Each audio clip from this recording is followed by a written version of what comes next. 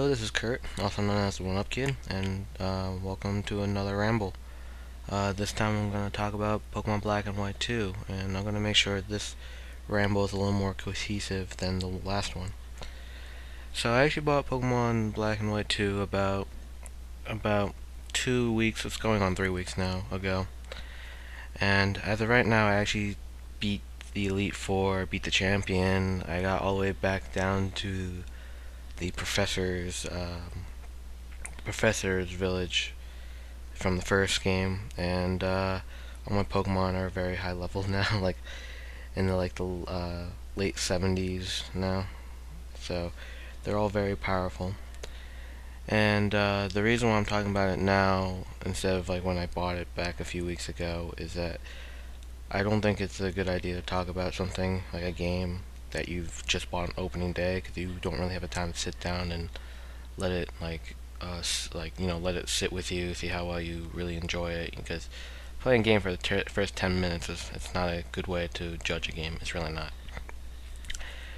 And so I have to say, even though I kind of complained about the fifth generation with Black and White, I'm extremely impressed with Black and White 2. And you know what? Some comments I made about Pokemon Black and White 2 that I said in my last ramble, I was wrong. Like, I kept claiming that this game wouldn't be that much different. I was wrong, but I mean I'm still correct to an extent, but I was mostly wrong. So this time around, when I started playing the game, I actually used my own team. I actually didn't bother. Like, I took the fire starter, but I put them in the box and I made my own team. I cheated with the action replay. I mean, it's not a big deal. I do it legitimate. I do it legit. Yeah, legitimate team. So that they have their best natures that go with their, like, that's good for that Pokemon. And I give them all their EVs, but their IVs I make sure they're balanced. So if I want their best one, it would be 31, but everything else will be legit because the program I do allows you to have it random, so that makes it legit, and I make sure that it's just the ones that I want, and that's it. But other than that, it's not like they have 900 stuff. They all are beatable. They're just the best they can be, and it's not a big deal because I mean it's my game, and I don't really play with anyone else, and um, might as well just make it to Pokemon that I really like, and I prefer these guys more than anyone.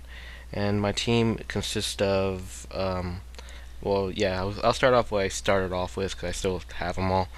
My team consisted of Chikorita, Cyndaquil, Totodile, Heracross, and Eevee. And the Eevee is actually a new one to the team because I actually wanted to have an Eevee, and I actually really wanted to have a Jolteon because I actually never had a Jolteon before, because I tend not to have an electric type Pokemon on my team.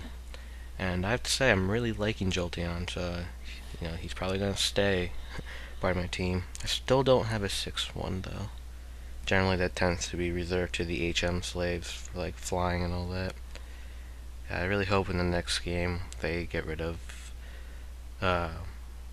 I just hope they redo the whole thing so that you don't have to have slaves. I wish every Pokemon can learn every move, but still retain that 4 move slot set. Maybe I'll get into that some other time. So the thing I really like about this game is that it is pacing. This game is much better than it is in Black and White 1. Because in Black and White 1, when you start off, it actually started off pretty slow. You leave your house, you meet your friend, which is Blanca and Sharon, or I think it's Sharon. It's a boy character. Um, and you become friends. You pick your Pokemon. You guys have a fight. Well, not like you're hating each other. Like you have a Pokemon fight, and the whole beginning of the game is trying to set you up for the plot. Because Black and White 1 has a much more emphasis on plot. But I actually found it taking too long, because by the time you get to the second gym, it feels like it took forever, and it's really slow, it's really boring, and sadly, the first 2 gyms in Black and White 1, their locations and the actual gym leaders themselves, are rather dull. I mean, I don't think they're terrible, it's just you kind of don't really care about them, and they're extremely forgettable. But in Black and White 2, they rectify that. They rectify that because they get rid of the whole. They get rid of. They get rid of the whole issue with tutorials, and what I mean by that is that the game actually now asks you if you know what to do. So it says, "Hey, do you know how to catch a Pokemon?" You can hit yes or no, which is fantastic because it allows you to who has played the game beforehand to say, I don't need to watch a tutorial, but allows a newcomer who just bought Pokemon for the very first time to say, yes, I don't know what I'm doing.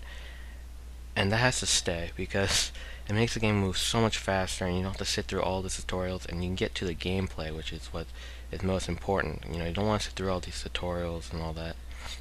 I still think they should give you the running shoes right off the bat instead of you having to get them later, but I mean, getting the running shoes in this game doesn't take that long.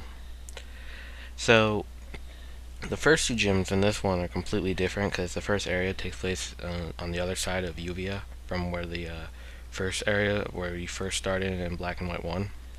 And the first gym is actually the rival from Black and White 1, Sharon.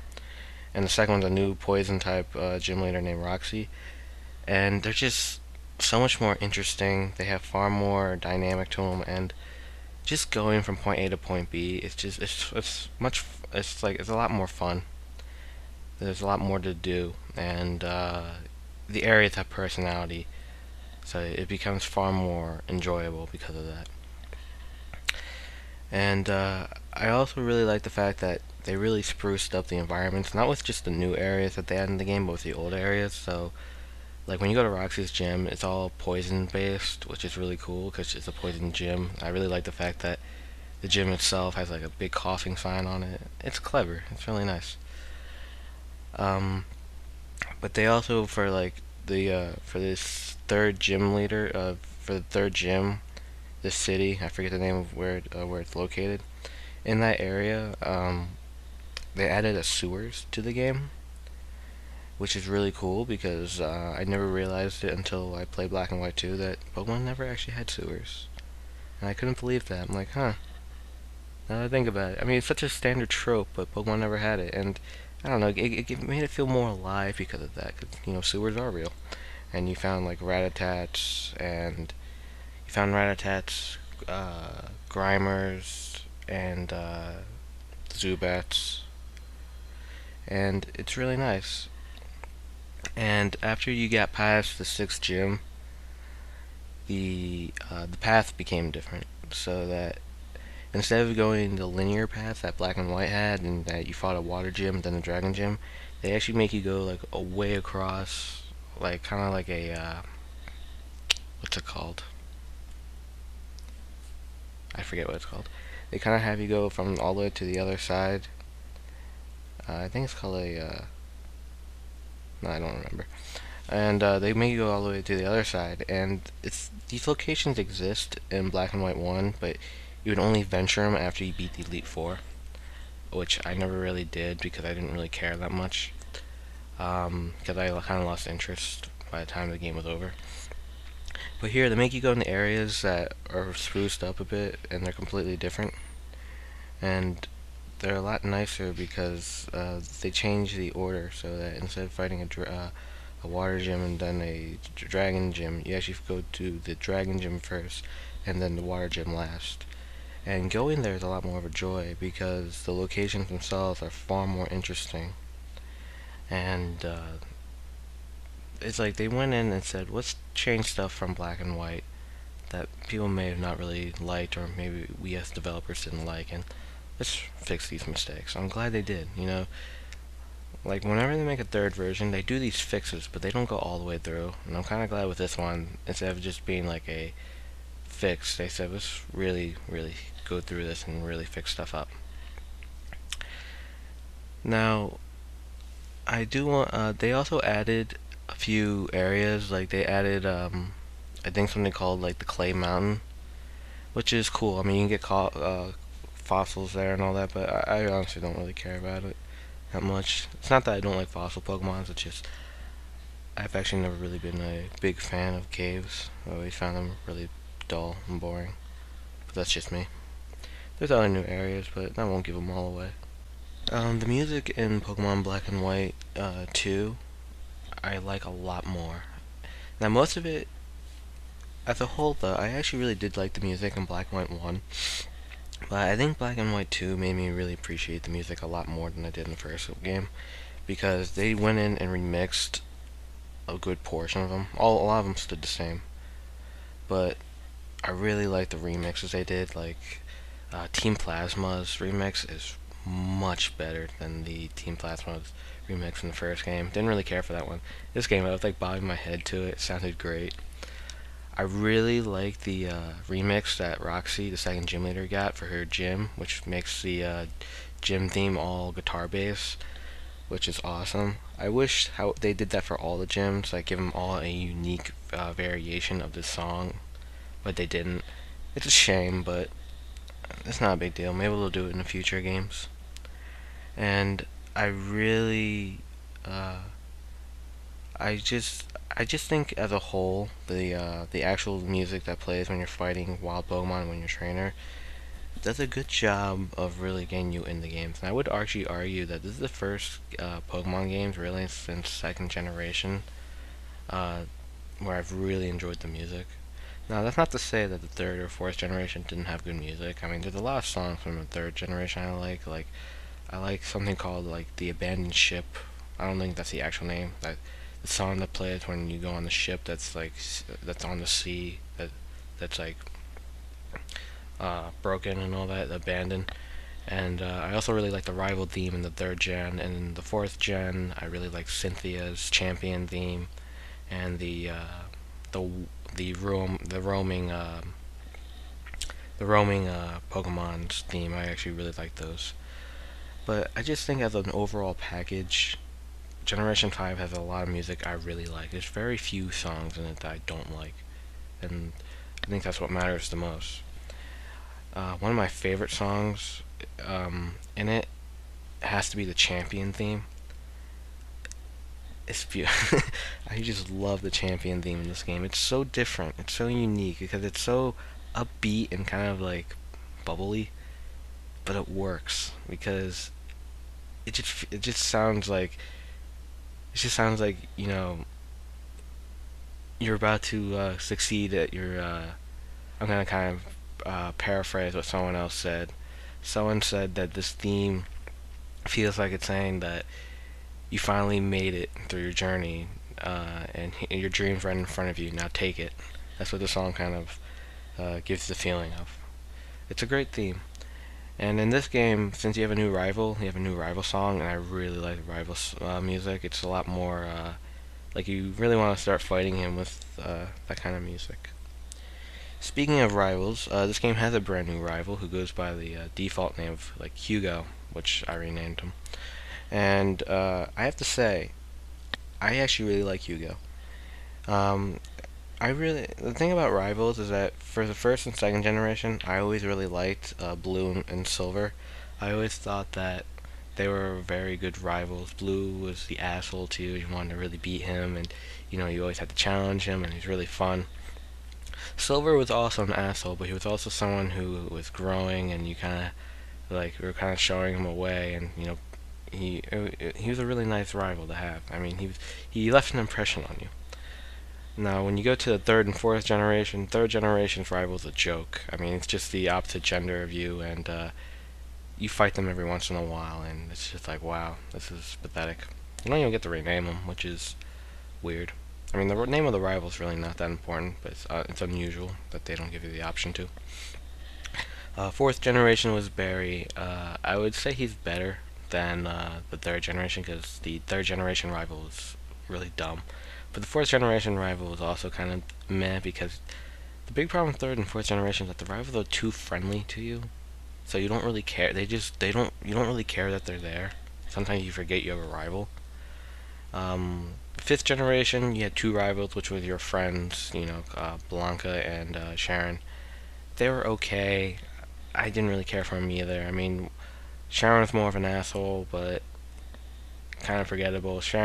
Blanca was just trying to get better, and I guess the problem with them is that they didn't really like if you take them out of those little battles here and there, the relevance to you as a rival is nothing. Like they don't really help at all. But this rival, this game, Hugo, this rival is great because not only does he fight you every once in a while, but he actually has more to do with the plot and he helps you a lot more. Like he's not an asshole, but he's so determined to get a Pokemon back that Team Plasma stole from his sister that you like him because of that, because he has a lot of you know he has a lot of feelings towards this, and he's passionate about it. He wants to get these like he really wants to get them. He's hard-headed, and I really like him, because he's actually a character where, when things didn't work for him, I felt bad for him, and whenever I had to team up with him, I'm like, yeah, let's go kick ass, because he's a good rival, and I'm really hoping that, when they do future games, they make more rivals either like him or like a douche, because making him too goody two-shoes makes you not really care. And, I mean, there are good rivals. I mean, not every rival's an asshole, but you can't make them so nice that you don't really know, you don't even think they're a rival to you. Now, I have to say that because of playing Black and White 2, I do appreciate the features that the 5th generation brought to the franchise.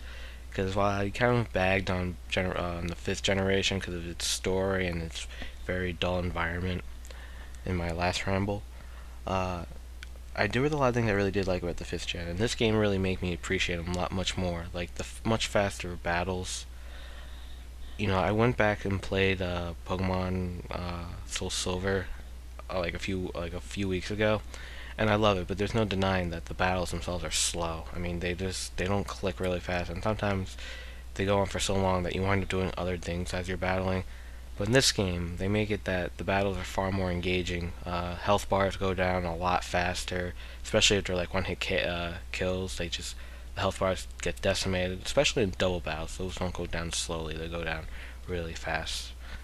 Um, I also really like the fact that the items are much nicer. You get like Lucky Egg, which, even though it has existed in the other games, in this game, they're a little more upfront with you and give it to you, which allows you to it gives Pokemon 50% more experience when they're fighting, which makes grinding really easy.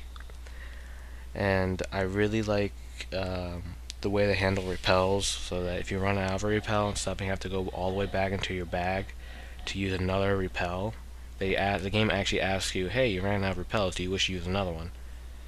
That is genius. I also really like the fact that the 5th generation as a whole brought in the ability to heal more than once. And what I mean by that is that in 4th generation, let's say you had 3 Pokemon that are low in health, like 3 of them are in the red, you would actually have to go in, grab your Hyper Potion, heal one, and then it says you healed it. It'll take you back to the menu, and rinse and repeat. It's actually really annoying. Like back in the day, I didn't really notice it or bother with it, but when I was playing Platinum, it did bother me, because it's just like, I don't want to have to keep going back to the menu to do this stuff. But in the 5th generation, you can heal one Pokemon, then you can heal the next Pokemon, and then you can heal the next Pokemon.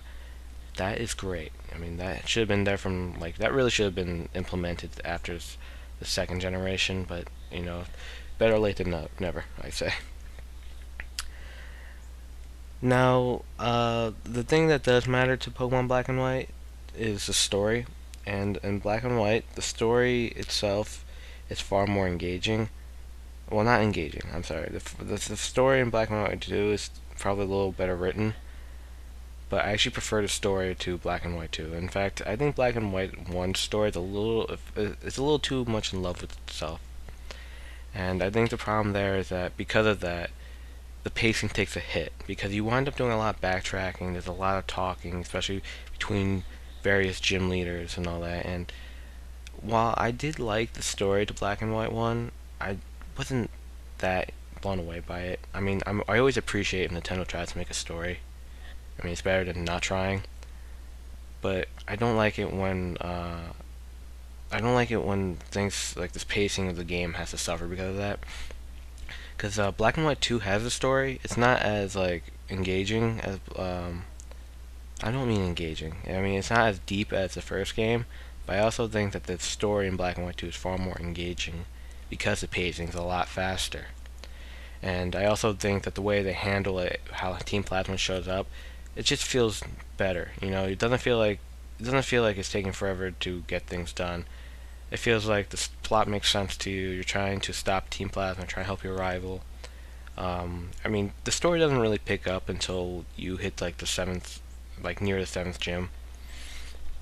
But from that point on, the story really picks up, and I really enjoyed it. And if anything, the story actually kind of reminds me of Pokemon Gold, Silver, and the remakes because the Gold and Silver stories aren't super deep, but you cared enough that you were engaged. Like you cared about the Slowpokes. You really liked all these little nuances, and this game kind of brings back that feeling. And I think this is the way the Pokemon story should be. I mean, don't get rid of the idea. Don't get rid of the idea of making the stories deep. They should do that, but they should also pay attention that the story might be slowing the game down. So try to make it a little more fluid. But that's just me.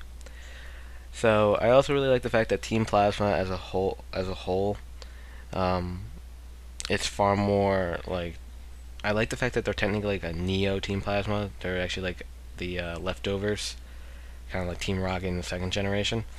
And their new outfits are much nicer than their outfits from the first game. The first game's outfits were a little too cheesy, in my opinion. Now, I know it's not easy to come up with villain costumes because, I mean, it's not easy, especially when you've been making these games for a long time. But I didn't really like the whole Knight Crusader things. I understood why they looked like that, just I didn't really care for it.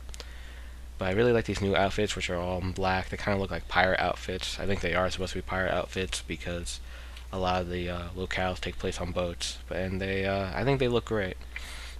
And I just feel they're more of a threat in this game. Some disagree, but I think they are. And yeah, I would get into more about what they do, but I don't really want to spoil the plot in the game because while there really isn't much of a plot, it's not really fair to tell you everything about it. The other thing this game does extremely well is the UVA Dex, which is the Pokedex.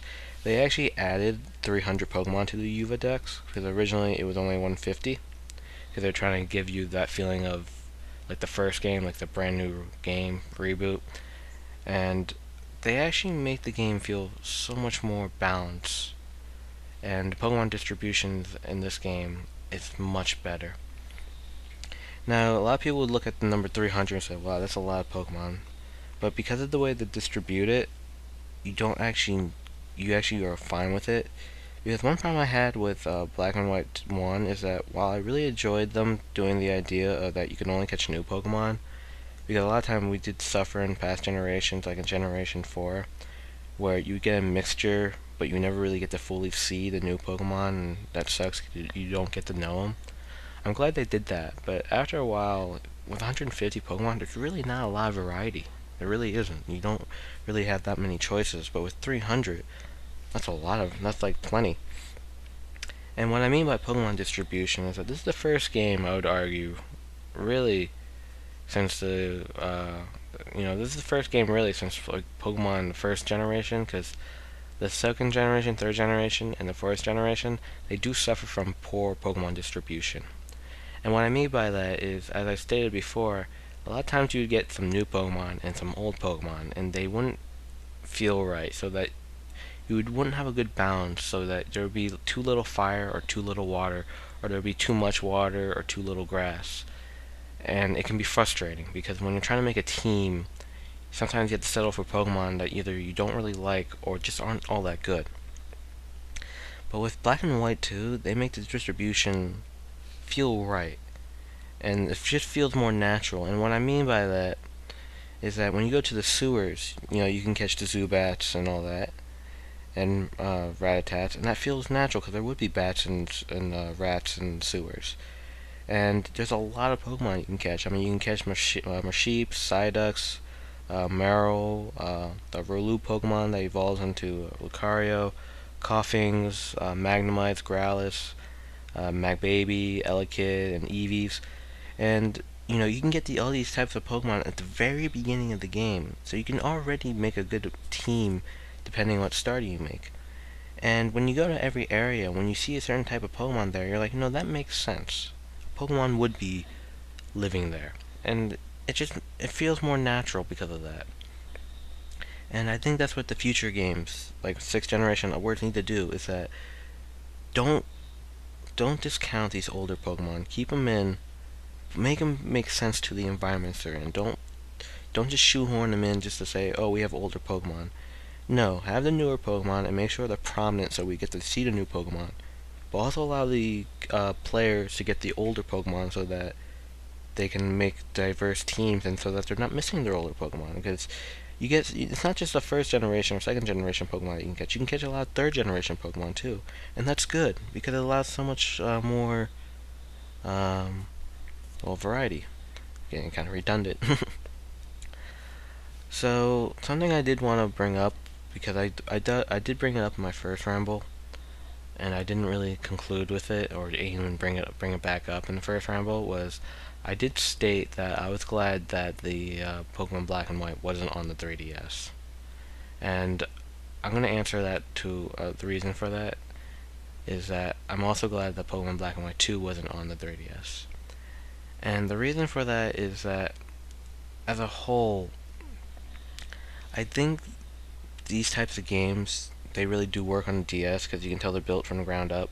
But if they had simply just ported them over to the 3DS with just nicer graphics, I think we've all would have noticed that they would have felt very, well, I guess you can say dated, despite the new upgrades, but I think the engine wouldn't have worked for the 3DS, and I think as a whole, despite the fact that the game is trying to do new stuff, it still feels like it's being held back. I mean, I will give Black and White 2 a lot of credit. It does feel like it's trying to be Gold and Silver, the second generation, and the remakes. It really does. I mean, they do the whole concept of closing paths, things have changed over the 2 years that have passed.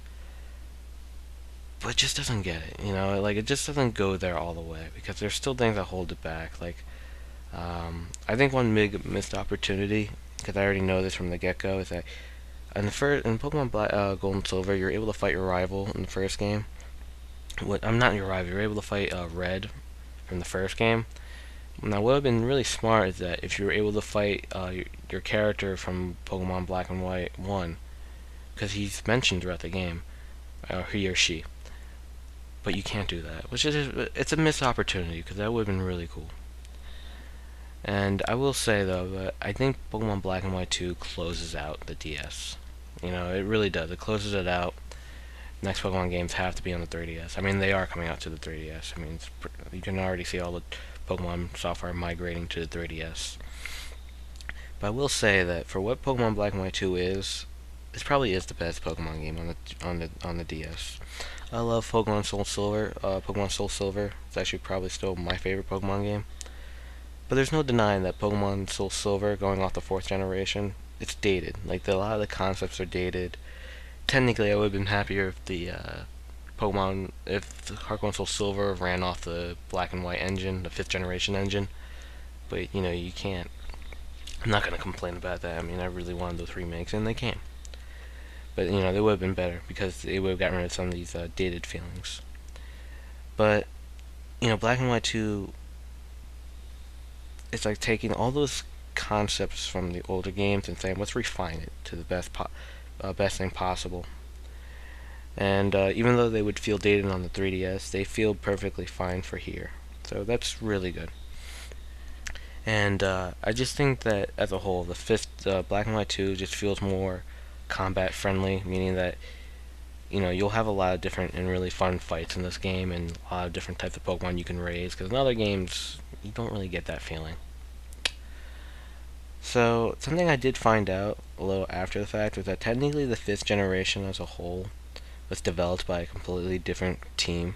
And, I mean, there are people who worked on Pokemon, but they're not, like, the primary people. And I think that explains why they got rid of stuff.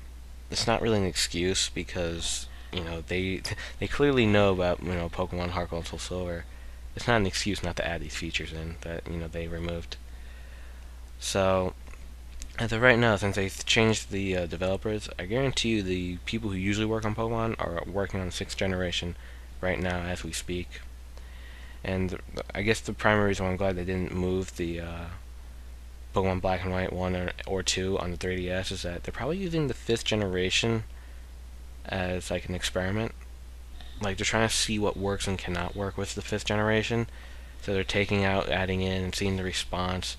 And I guarantee you that the development team is really looking at this carefully. They're trying to see what people really like about the 5th generation and see what they should add and what they should remove, because Gamefreak has gone on record after making the 4th generation that they do want to change the Pokemon franchise because they're getting kind of tired of making the same game. I think the 4th generation was kind of their threshold, saying that, you can't keep making the same exact game, it's boring. I'm glad they saw that. So, when they get around to the 6th generation, it most likely will be a game changer. I mean, I really hope they don't remove really good features, because that's just going backwards. But the 6th generation is going to be on a much more powerful handheld. They have like everything to them with the 3DS. So I feel that when we get to the 6th generation, whenever that comes out, I think it's going to completely change the way we see Pokemon. I really do. If they don't, I'll be disappointed. I mean, I'll play it anyway, but I really hope they go in and change stuff. So overall, as a whole, Black and White 2 are really awesome. Even though I kind of like was a little bit of a downer during the first ramble, I will say that Pokemon Black and White 2 is much better. If you really want to play a 5th generation Pokemon game, get Pokemon Black and White 2. It still has some of the problems, like them removing stuff, but they also add a lot of new stuff in. They fix things, and I think that's what matters more than anything else. Well, thank you for joining me for this ramble, and I hope to catch you all later. So, goodbye.